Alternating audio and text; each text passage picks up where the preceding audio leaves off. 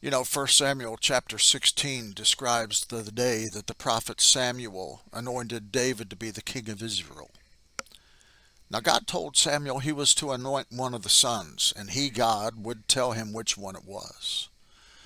Now, 7 of Jesse's 8 sons were presented to him, and God told the prophet it wasn't any of these.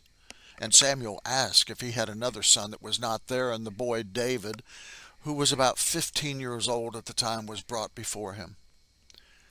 God spoke to the prophet and said in 1 Samuel 16 and 12, "Anoint him, for he is the one." Now you would think at this point that David would take the crown and start leading the nation. He was anointed, but he wasn't prepared. It was 15 years from the time that he was anointed before he took the throne. God had many things to teach him that made him the king that went down in history. Now understand, if you feel called of God, be patient. God will use you. If you rush into a place that you're not prepared to enter, it could be disastrous. Don't try to get ahead of God. Be led by Him. I believe there are 3 steps when it comes to being used by God. The first being the anointing.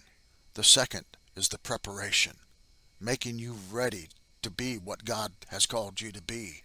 And third, the call. If you feel like you're called of God, be patient.